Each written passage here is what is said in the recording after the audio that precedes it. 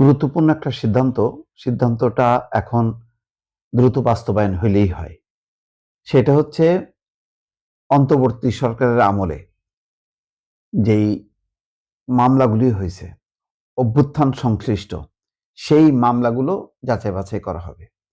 স্বরাষ্ট্রমন্ত্রী বলছেন যে জেলাভিত্তিক তথ্য চাওয়া হয়েছে, যাচাই-বাছাই করা হবে। তারপরে সেই মামলাগুলো যারা ভিকটিম এই মামলার অন্যায়ভাবে, অন্যায্যভাবে তারা অব্যাহতি পাবে। প্রক্রিয়াটা একটু জটিল, কিন্তু সেটা যদি খুব দক্ষতার সাথে সুন্দরভাবে, বস্তুনিষ্ঠভাবে করা হয়, তাহলে এটা আলহামদুলিল্লাহ খুব ভালো সুখবর। কিন্তু যেভাবে তিনি চেয়েছেন, যেমন মামলাগুলোর জেলাভিত্তিক তথ্য চেয়েছে সরকার, কার কাছে? কারা দেবে? প্রশাসন, পুলিশ সঠিকভাবে কি আসবে? আমার যথেষ্ট সন্দেহ আছে। কারণ যেই সিস্টেমে আমাদের প্রশাসন চলে, পুলিশ চলে, সেই সিস্টেমে তারা তথ্য দেবে, সঠিক তথ্য পাওয়াটা খুব মুশকিল।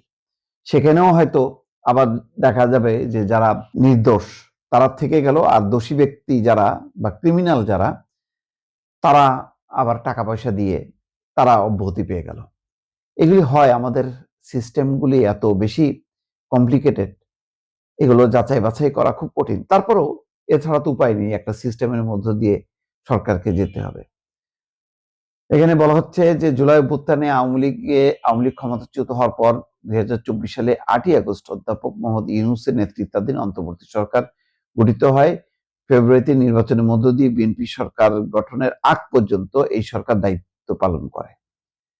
আচ্ছা, তারপরে সালাউদ্দিন আহমেদ বলছেন ৫ই আগস্টের পর বৈষম্য বিরোধী আন্দোলনের সঙ্গে সংশ্লিষ্ট বেশ কিছু মামলা হয়েছে, যেগুলো গণহত্যার মামলা এবং আওয়ামী ফ্যাসিবাদীর বিভিন্ন মানবতা বিরোধী অপরাধের মামলা। এখানে তাদের কাছে, অর্থাৎ ডিসিদের কাছে তালিকা চাওয়া হয়েছে, জেলা ওয়ারি কতগুলো মামলা হয়েছে।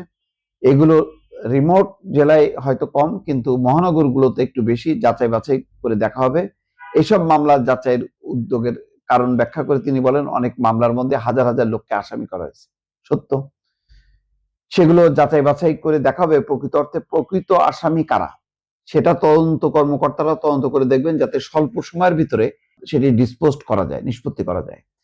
আর যাদের উদ্দেশ্য প্রণোদিতভাবে মামলায় অন্তর্ভুক্ত করা হয়েছে তাদের যাতে নিষ্কৃতি দেয়, সেই সুপারিশ করেছেন। সম্পূর্ণ প্রক্রিয়াটি আইনিভাবে সম্পন্ন করা হবে বলে জানান সালাউদ্দিন আহমেদ। মামলাগুলো নিয়ে তথ্য পাঠাতে ডিসিদের কতদিন সময় দেওয়া হয়েছে তা জানতে চাইলে তিনি বলেন, যথাশিগগিরই। তবে মৌখিকভাবে সর্বোচ্চ ১ মাসের মধ্যে পাঠাতে বলা হয়েছে।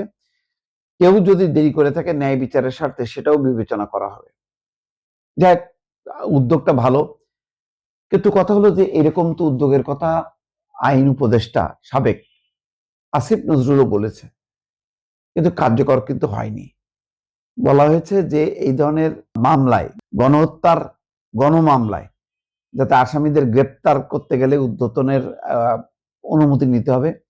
সেই ক্ষেত্রে আসলে সেটাও কখনো নেওয়া হয়নি। মানে যেখানে যেভাবে পারছে অ্যারেস্ট হয়েছে, এবং কারাগারগুলোতে হাজার হাজার মানুষকে ঢুকায় রাখা হয়েছে দীর্ঘ সময় ধরে।